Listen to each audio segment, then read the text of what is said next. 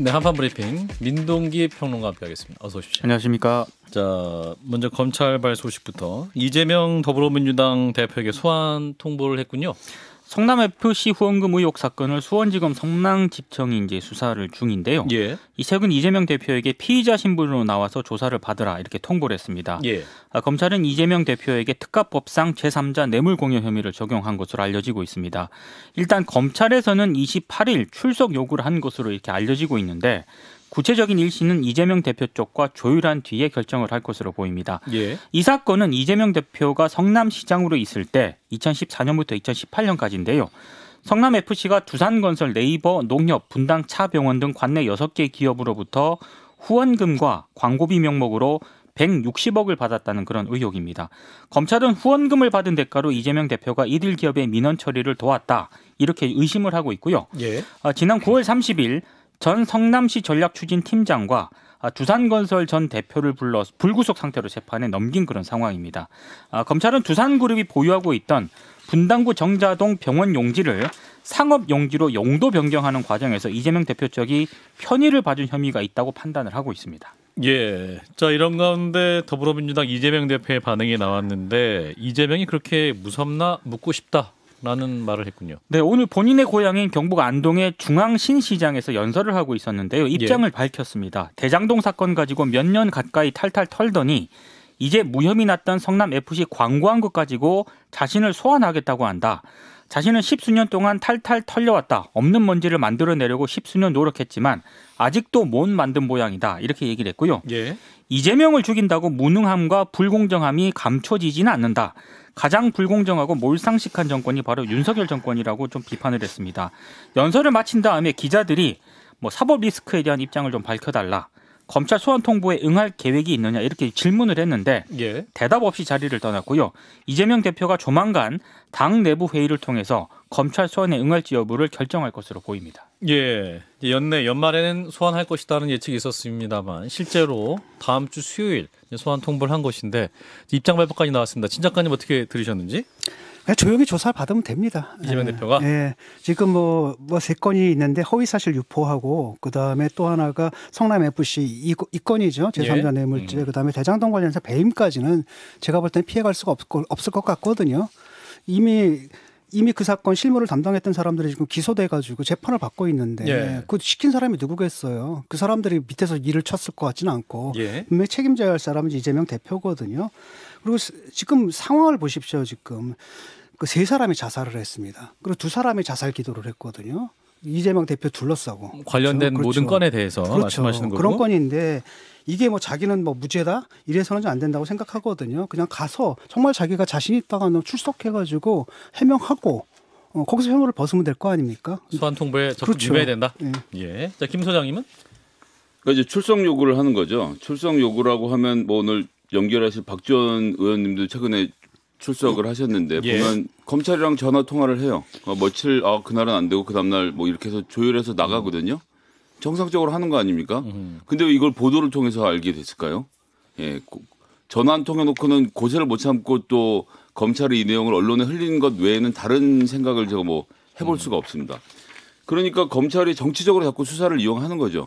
수사를 그냥 하면 되거든요. 그러고 지금 이재명 대표 측과 일정을 조율해서 이재명 대표가 안 나오겠다라고 하면 그때 가서 이런 사실을 언론에 알리는 방법을 찾을지 모르겠지만 예. 지금은 민주화운동해서 검찰이 지금 정부로부터 탄압당하고 있습니까?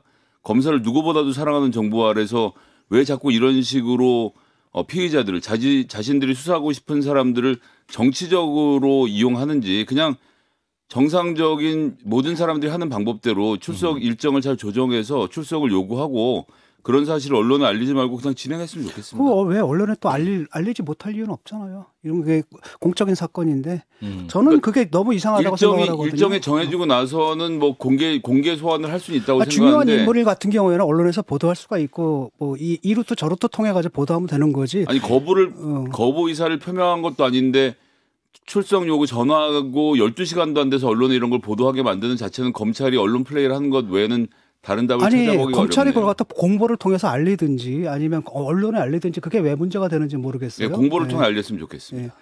언론에 알리는 것도 난 크게 문제가 되지 않는다고 보거든요. 언론을 통해 먼저 소환 그렇죠. 통보했음을 밝히는 것 네, 자체가. 그게 무슨 뭐 법으로 안 된다는 게 있습니까? 근데 당사자에게는 또 이제 언론 통해서 그 소식을 들으니까 당황할 수도 있다. 아니 본인이 이런 부분을 소환 통보를 받은 다음에 언론에 이제 나왔다는 얘기 아니에요 지금.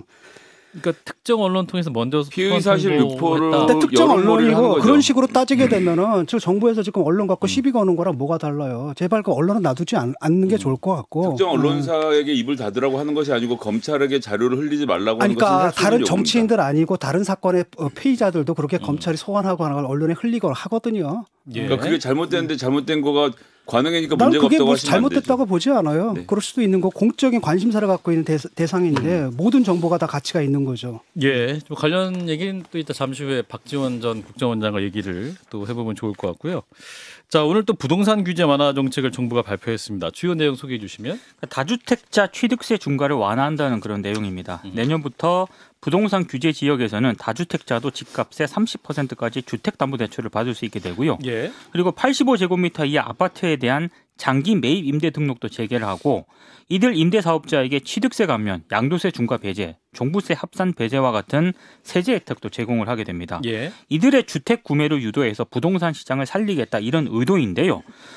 올해 무주택자하고 1주택자에 대한 세금 대출 규제를 단계적으로 정부가 완화를 했거든요. 근데 더 나아가서 내년에는 규제 완화 초점을 다주택자로 옮기겠다 이런 방침을 밝힌 것으로 보입니다. 예. 만약에 이 대책이 전부 시행이 되면 단기 보유 뒤에 매매 차익을 챙기려는 다주택자라든가 장기 보유하면서 임대소득을 올리려는 다주택자 모두에게 상당한 혜택이 돌아가게 될 것으로 일단 예상이 되고 있습니다. 네, 근데 이 같은 방침이 주택 투기의 불씨를 다시 살릴 수 있는 거 아니냐 이런 우려도 있는 거죠. 그렇습니다. 그런 우려도 나오고 있고요. 특히 이제 부유층의 불로소득을 키우고 청년 세대의 자산 불평등을 확대할 수 있다 이런 비판도 나오고 있습니다. 예. 특히 이번 정부 대책에서 무주택자들의 처지를 헤아린 흔적 이런 게 잘 발견이 안 된다 이런 또 비판도 나오고 있고요. 예. 경실련과 같은 시민사회단체들은 이번 대책은 민간 사업자 이윤을 챙겨주고 집값 거품이 빠지는 걸 막기 위한 조치에 불과하다.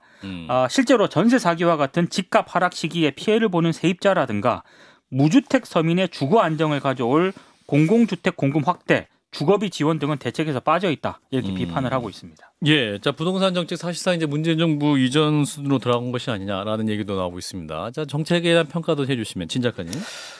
집값이 지금 폭락 수준으로 떨어지고 있는데 그래서 경착륙을 막기 위해서 어떤 조처가 필요한데 예. 그게 이제 이런 것들 풀어주는 게 올바른 대책이냐에 대해서 저도 좀 회의적이거든요.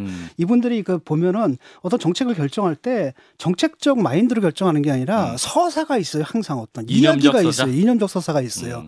그러니까 쉽게 말하면 옛날 문재인 정권들은 사회주의자들이기 때문에 가진 사람들을 갖다가 억제하기 위해서 뭐 이렇게 가지고 어떤 사회주의 정책을 썼다. 예. 그렇기 때문에 우리가 그걸 바로 잡아야 된다 이런 생각을 하거든요. 근데 문제는 뭐냐면 어떤 지금 집값이 지금 잡히고 있는 상태란 말이죠. 근데 아직도 거품이 껴 있는 상태예요. 더 빠져야 되는 겁니다. 예. 경착륙을 막고 그 충격을 갖다 최소화하는 건 맞는데 그게 아니라 아예 그냥 모든 걸 다 풀어줄 경우에는 지금 이 효과가 사실 꺼지게 되고 그 고질적인 문제들이 이제 나타날 수밖에 없거든요. 예. 그래서 보게 되면 자꾸 anything but 문이에요.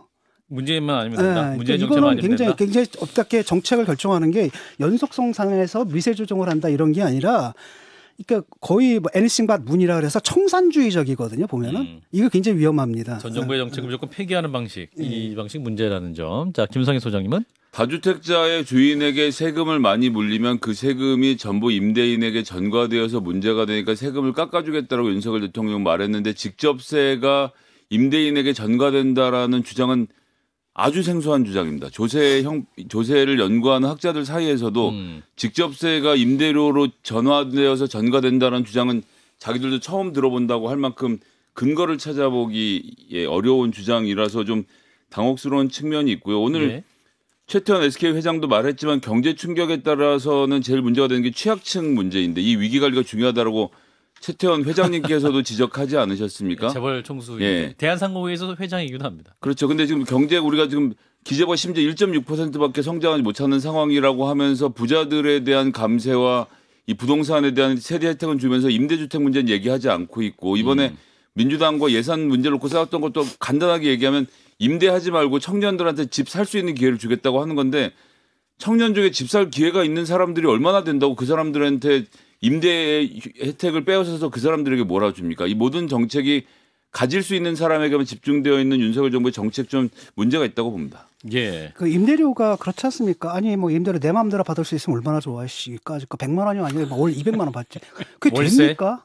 시장에서 결정되는 거거든요. 예. 그거 뭐 자기가 정가한다고 해서 되는 문제가 아니기 때문에 약간 경제학 이론적으로도 좀 문제가 좀 있죠. 예. 이 관련 정책 얘기는 또 굉장히 재밌을 것 같아서요. 한번 토론 자리를 한번 마련해 보도록 하겠습니다. 자, 국제뉴스 면을 좀 살펴보겠습니다. 자, 젤렌스키가 또 등장했는데 조 바이든 미국 대통령을 깜짝 만나서 연설까지 했어요. 네, 미국을 깜짝 방문을 해서 바이든 깜짝. 대통령과 정상회담을 열었는데요. 미국이 우크라이나에 대해서 2조 3천억 규모의 추가 지원책을 발표했습니다. 예. 이번 지원에는 항공기나 미사일 장거리 요격이 가능한 패트리엇 미사일이 포함이 됐고요. 예. 우크라이나가 그동안 지원을 요구했지만 확전을 우려한 미국이 제공하지 않던 그런 무기입니다. 바이든 대통령이 정상회담 이후 가진 기자회견에서 푸틴 러시아 대통령이 전쟁을 끝낼 마음이 없다. 그래서 패트리엇 미사일이 우크라이나 방어의 핵심 자산이 될 것이다. 이렇게 얘기를 했습니다. 젤렌스키 대통령이 상하원 합동 연설에도 나섰는데 여러분의 돈은 기부가 아니라 세계 안보와 민주주의에 대한 투자다. 우리는 가장 책임 있는 방식으로 그것을 다루고 있다. 이렇게 얘기를 했습니다. 그러니까 예. 우크라이나에 대한 지속적인 지원을 또 호소를 하기도 했습니다. 예. 그래서 무한 지원한다 약속했다 이렇게 언론이 해석하기도 하고 예. 더 달라라고 해서 또 폭소가 터졌다고 하는데 이런 가운데 러시아는 긴장할 수 있을 것 같습니다. 입장이 나왔습니까? 그러니까 평화 협상 가능성을 없애버리는 것이다. 이런 행동 자체가 젤렌스키 우크라이나 대통령이 미국을 방문한 것 자체가 평화 협상 가능성을 없애버리는 것이다라고 맹비난을 했습니다. 푸틴 러시아 대통령이 사태를 더 악화시킬 뿐이다라는 점을 강조를 하면서요. 핵 전력이 국가 주권 보장의 핵심 요소다. 차세대 대륙간 탄도미사일 사르마트를 조만간 실전 배치할 것이다. 그러니까 핵 위협 카드를 좀 꺼내든 것으로 보입니다. 사르마트. 그렇습니다. 예. 그리고 또 최대 사거리 1000km에 순항 속도가 마 8에 달하는 극초음속 미사일도 다음 달 해군에 실전 배치된다고 밝혔는데요. 18,000km 최대 그렇습니다. 사거리가. 네. 그러면 이제 우크라이나 전쟁이 장기화되면서 한쪽에서는 평화 협상 전망도 조심스럽게 나오기도 했었는데 예. 러시아가 그 가능성을 일축을 했습니다. 아, 그렇군요. 이 장기전으로 가는 것이 아니냐 이런 얘기도 나오는 맞습니다. 것 같은데, 자, 관심 문제를 또 계속 지속적으로 체크하고 계신 진 작가님.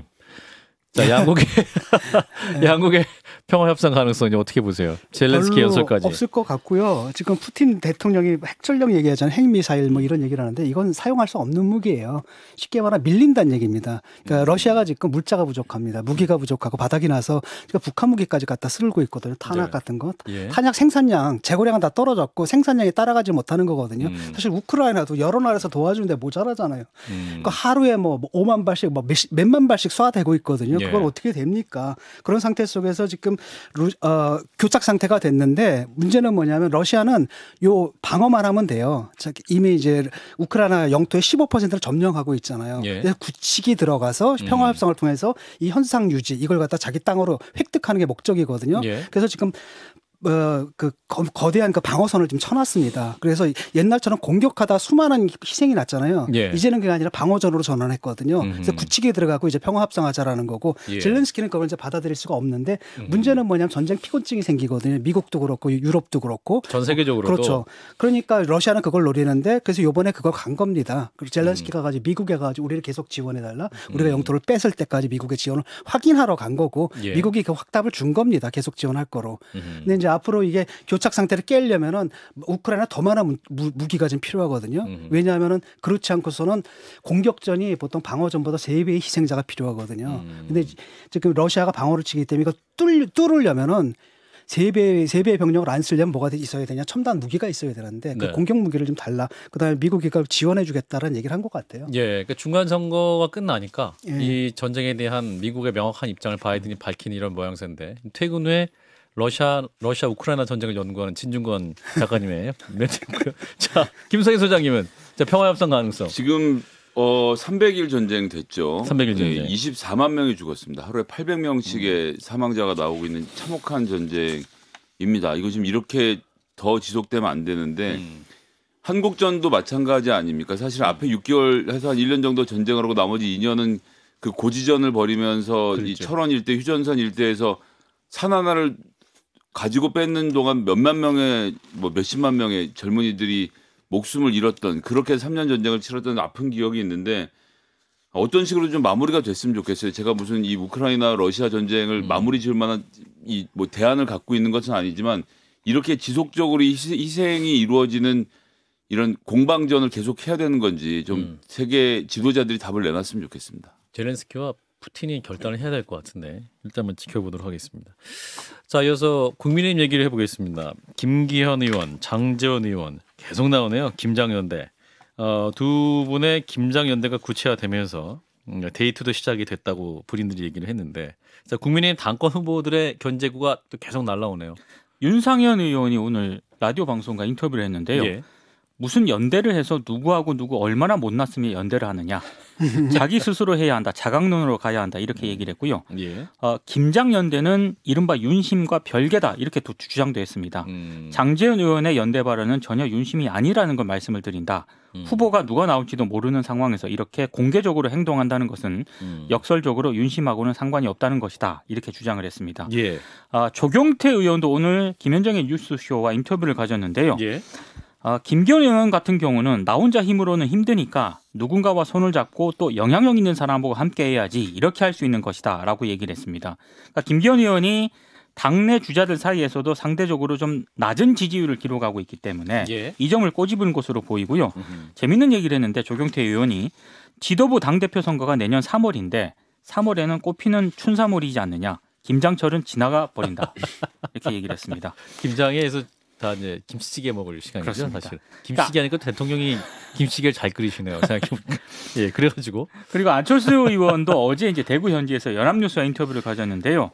만약 어떤 연대 움직임이 있다면 그건 혼자서는 도저히 이길 수 없다는 사실을 스스로 고백하는 것이다라고 얘기를 했고요. 예. 총선 승리 확률이 높은 후보를 당원들이 결국에는 선택을 할 것이라고 믿는다. 이렇게 얘기를 했습니다. 그렇군요. 안철수 의원은 김장연대를 보면서 굉장히 많은 생각이 드실 것 같아요. 왜냐하면 윤석열 당시 후보와 안철수 후보의 만남을 주도한 게 장제원 의원이지 맞습니다. 않았습니까? 네. 그죠? 네. 그런데 지금 또 이제 김장을 담그고 있는데 무슨 안철수 의원 생각하겠냐 이런 발언도 했기 때문에 안철수 의원 꼭 연기를 해보겠습니다. 자, 김기현 의원 어떤 입장 내놓고 있습니다. 오늘 또 SBS 라디오와 인터뷰를 했는데요.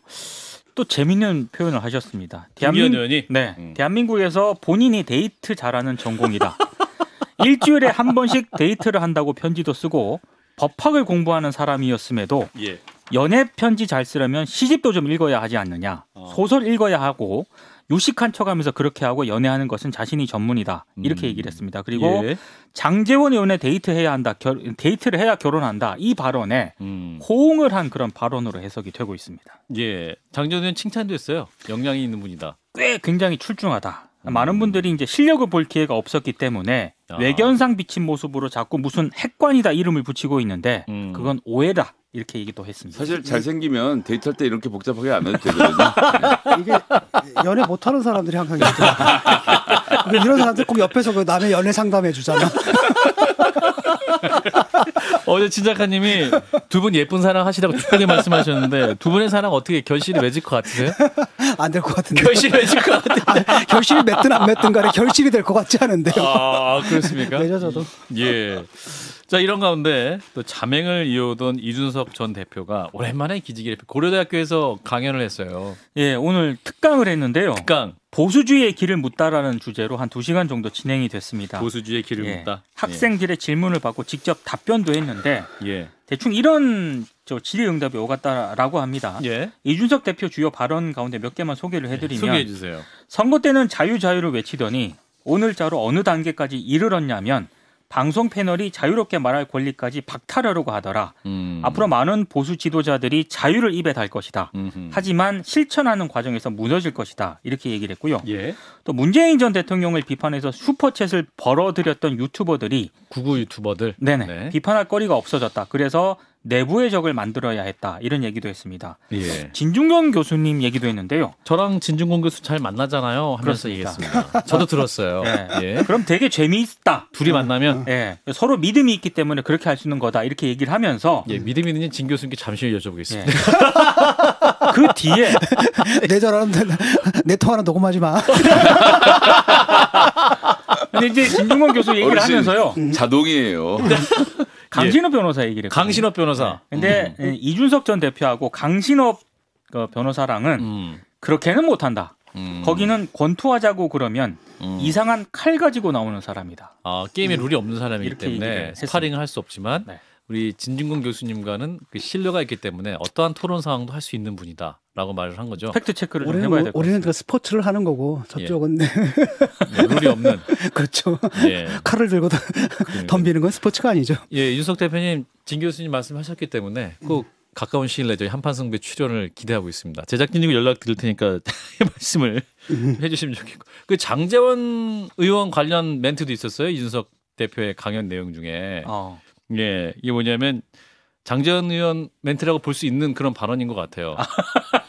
그 제가 꼴 보기 싫은 의원이 하나 있어요. 그런데 정말 그 미워하는 사람 아들이 사고를 치고 다닌다. 저는 한 번은 그 의원을 말하면서 그 아들을 거론한 적이 없다. 장제원 의원 말하는 거 맞죠? 저들밖에 못 들은 척 하시는 겁니까? 예, 알겠습니다. 확인하겠습니다. 알겠습니다. 아, 예. 지금 노래가 예, 그렇습니다. 자, 이런 가운데 이제 정진석 비대위원장 발언이 논란이 되고 있습니다. 이 방송들을 향해서 보수 패널 선정에 주의를 기울여달라라는 공문을 보냈어요. 그러니까 대통령에 대해 비아냥거리고 집권 여당을 공격하는 사람이 어떻게 보수를 대변하는 방송 패널이냐. 시사 보도 프로그램 패널을 공정하게 출연시켜달라. 이런 아하. 내용의 공문을 보냈습니다. 아하. 실제로 오늘 11개 방송사에 공문을 발송한 것으로 알려졌는데요. 예. CBS도 왔다고 하고요. 그러니까 왔죠. 네. 그럼요. 예. 근데 SBS에는 안 왔어요? 해당 공문이 전달되지 않은 야, 것으로 이거 지금. SBS가 굉장히 뭐랄까 좀 기분이 안 좋아야 될 상황인 것 같은데. 이건 언론사의 책무를 못 하고 있다는 그러니까요. 얘기죠. 근데 아이러니한 것은 예. 예, 이 사람인지 모르겠는데요. 예. 제 머릿속엔 장성철 소장이 떠오르는데 예. 정진석 비대위원장이 누굴 거론한지 모르겠고 보수 참칭 패널. 예, 보수 참칭 패널 저는 장성철 소장이 떠오르는데 이분이 방송계 데뷔한 게 SBS였거든요. 처음 방송 예, 시작한 주영진 게 프로그램 아마 나온 게 처음 뉴스 방송되는 것 브리핑에서. 같은데 거기만 빠졌다는 게 좀 한편으로 좀 색다르긴 하네요. 근데 공문에 특정인을 명시를 하지 않았는데요. 안 왔는데 중앙일보 보도를 보면 중앙일보 보도 보면 장성철 공론센터 소장이 지목이 되고 있다라는 취지의 오늘 보도가 있었습니다. 한 사람만 뜨끔하면 되는 건가요? 다른 사람들은 괜찮은가요? 다른 사람 괜찮아요? 장성철 소장을 중앙일보가 아니 근데 CBS는 왜 보내 도대체?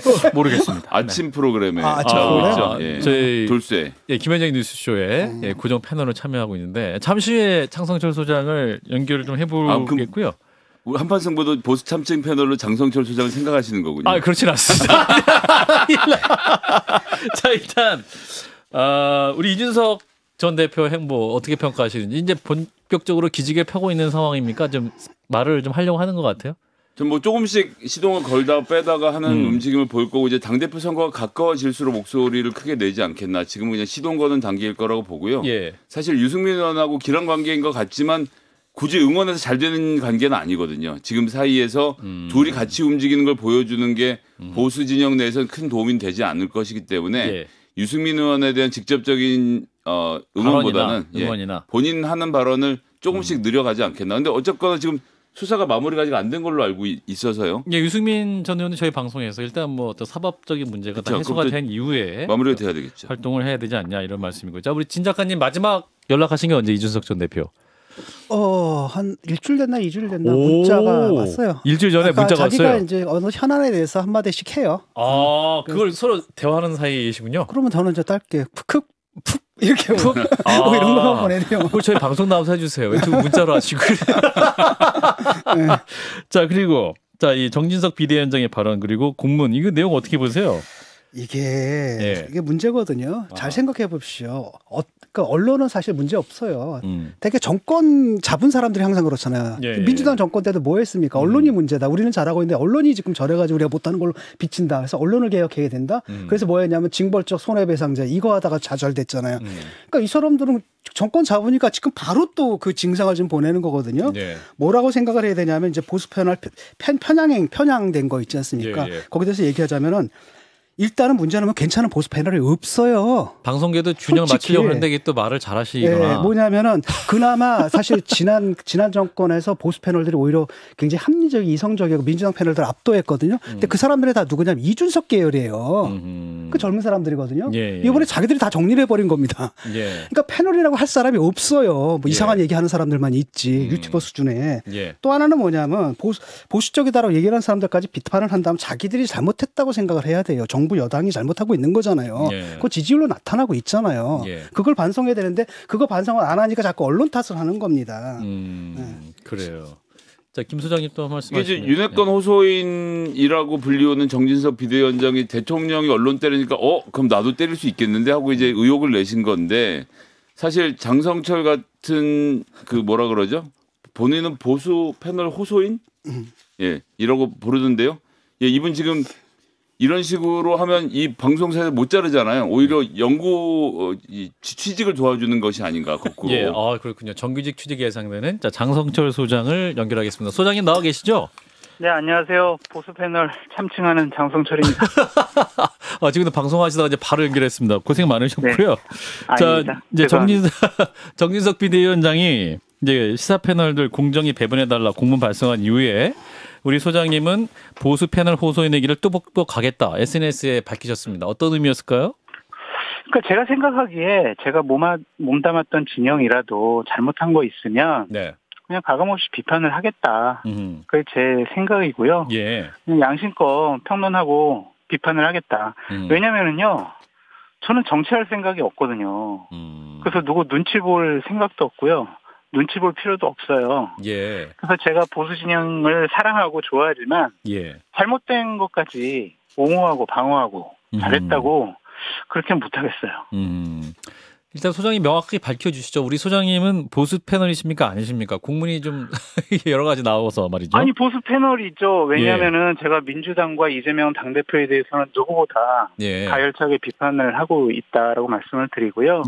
그리고 보수 정권이 계속됐으면 좋겠다라는 생각도 있고 2024년 총선에서도 국민의힘이 총선 승리했으면 좋겠다.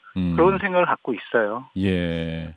자, 두 패널도 질문을 해주시죠. 사실 저는 뭐 질문보다는 코멘트 하나 하면 보수 패널이냐 아니냐를 물어보는 거는 장성철 소장한테 물어볼 게 아니라 언론사가 판단하는 거죠. 이 사람 보수 패널로 괜찮으니까 쓰겠다라고 언론사가 판단한 건데 정진석 위원장이 시비는 지금 장성철 소장한테 거는 것 같지만 사실은 언론사들에게 편성의 자유는 언론사에 있습니다. 그렇죠. 우리가 흡족한 사람을 골라라라는 요구를 하는 거라 좀 상당히 무리하다는 생각이 드는데 정진석 위원장 지금 전당대회 룰을 당원 100% 투표로 바꾸는 것 관련된 보도가 대부분 비판적으로 나오고 있는 게 이 보수 패널의 보수 참칭 패널 이 사람들이 나가서 떠들기 때문에 문제다라고 하는데 소장님 어떻게 보십니까? 김소연 소장님 저 위로도 좀 해주시고 좀 칭찬도 해주셔야지 말이에요. 그거는 쏙 빼놓고 뭐 의견을 물어보고 그래요. 아니, 1시간 전에 만나서 위로해 드렸잖아요. 아까 위로가 안 됐습니다. 진짜까지. 지금도 계속 사지로 몰아놓고 있어. 그러잖아. 조금 공격당하는 사람. 그러니까 이게 이래요. 지금 뭐 그래도 집권 여당의 당 대표가 저를 찍어놓고 거의 저격을 한 거나 마찬가지잖아요. 그렇죠. 제가 패널로서 방송하는 사람으로서 상당히 위축되고 위축되시는 측면이 있습니까? 심리적으로 상당히 힘든 부분이 있죠. 그러세요? 네. 근데 하지만 뭐 제가 정진석 위원장한테 잘 보여서 뭐 한 자리 할 것도 아니고 눈치 볼 거 없다. 그렇게 좀 말씀드립니다. 아니, 전당대회 앞두고 룰을 바꾸는 행위를 찬성하는 게 지금 제정신이 아닌 거잖아요. 합리적인 사고가 아니지 않습니까? 누가 봐도 보수 진보를 떠나가지고 당을 산화한다면? 그러니까요. 그래서 그걸 당연히 비판하는 건데 그게 굉장히 섭섭했던 모양이에요. 그래서 아마 장성철 소장님이 그거 아마 비판했던 것 같죠? 제가 그냥 가장 앞장서 비판을 했죠. 대통령이 100% 당원의 판단으로 당대표를 뽑아야 된다라는 인식을 갖고 있다. 라는 기사가 나온 다음부터 당의 지도부는 100% 룰로 가 이렇게 몰고 갔잖아요. 예. 당원들의 뜻을 그렇게 중요하게 생각하시는 분들이 당대표를 뽑는 룰은 왜 당원들에게 물어보지 않는지, 왜 자신들의 생각과 판단을 당원들에게 강요만 하는지 그 전부터 전 지적하고 싶어요. 제 기억에 따르면 정진석 위원장도 몇 달 전에는 다른 얘기 하지 않았나요? 제 그렇죠. 기억에 따르면. 9대1 말도 안 돼요. 말도 안 돼. 뭐 이렇게 얘기를 하더니 대통령 그렇죠. 말 한마디에 확 입장을 바꿨단 말이죠. 네. 이게 정상적인 정치 행위라고 보는 거고 대통령이 입장과 같이 가지 않으면 해당 행위로 본다는 건데 지금 혹시 국민의당 당원이신가요? 국민의힘. 저는 아닙니다. 당원도 아니고 당직자도 아닙니다. 아하, 그쪽 출신입니다. 아, 그렇지. 그러니까 되게 서운한 것 같아요. 그런 일 많이 들었거든요. 김성애 소장님도 솔직히 저한테 막 내가 어제 국민의힘 쪽 사람 만났는데 장 소장 욕을 그렇게 하더라 하고 저한테 맨날 협박했잖아요. 김성애 소장님도. 예. 그러니까 그렇게 한 달에 걸쳐서 저에 대해서 안 좋은 감정 갖고 있다는 얘기를 많이 들었는데 섭섭하기도 하고 제가 뭘 잘못했을까 되돌아보기도 하고 좀 여러 가지 생각이 드는. 방송 이제 많이 출연하시지 않습니까, 소장님? 지금 이제 근데 저는 몇 군데서는 뭐 정리 당하지 않을까 그런 생각도 하고 있어요. 근데 언론사 자존심이 있지 이런 상태에서 소장을 정리하는 게 좀 어렵지 않겠습니까? 그러길 바랍니다. 지금 방송 많이 하시는데 국민의힘 말처럼 지금 기울어진 운동장 맞아요? 100대 0의 싸움 맞습니까? 아니 국민의힘 사람들한테 좀 물어보고 싶어요. 아니 그러면 추천을 좀 해주세요. 도대체 누구? 네. 뭐 추천을 하겠다고 뭐 공문에 나와 있는 것 같고요. 그러니까 기울어진 운동장이라기보다는 아이템 자체가 그러니까 민주당이나 이재명 당대표에 대한 아이템이 조금 분량이 적거나 뒤로 배치되거나 그래서 참 저는 그게 앞에 배치가 되면 열심히 이제 비판도 할 수 있는데 그게 시간이 없어서 못할 때도 있다. 근데 그것이 기울어진 운동장이기 때문에 그리고 뭐 능숙하고 말 잘하는 그런 패널이 없기 때문에 라고 판단하기에는 좀 너무 자기중심적인 생각이 아니냐라는 생각도 들어요. 이제 조만간에 저희 스튜디오 한번 모셔서요. 본격적으로 언론의 자유에 대해서 한번 얘기해 보겠습니다. 알겠습니다. 죄송합니다. 이게 저 문제 때문에 이렇게 아닙니다. 귀한 시간 낭비하게 돼서 죄송합니다. 무슨 말씀이세요? 여기까지 드릴게요. 장성철 공론센터 소장이었습니다. 고맙습니다. 감사합니다. 한판 브리핑도 여기까지 하겠습니다. 민동기 평론가였습니다. 고맙습니다. 고맙습니다. 좋아요. 구독. 알림 설정.